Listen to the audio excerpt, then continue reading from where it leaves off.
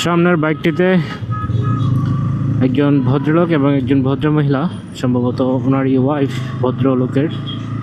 তো একটা বাচ্চা হচ্ছে পিছনের ভদ্রমহিলার কোলে ঘুমিয়ে পড়েছে এবং আরেকটি হচ্ছে সামনে বসে আছে।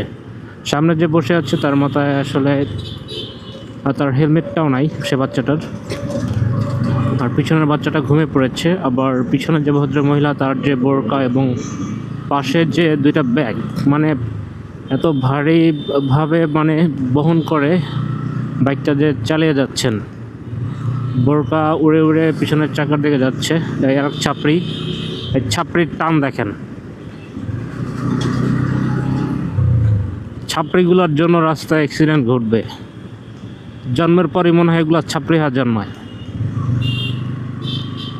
যাই হোক, যেটা বলতেছিলাম সেটা হচ্ছে বোরকা আসলে একটু সাবধানে রাখা উচিত, কারণ পিছনে যে চেইন স্পকেট আছে বা চেইন বা চাকা, তার ভিতরে ঢুকে গেলে আসলে বড় ধরনের বিপদ হতে পারে।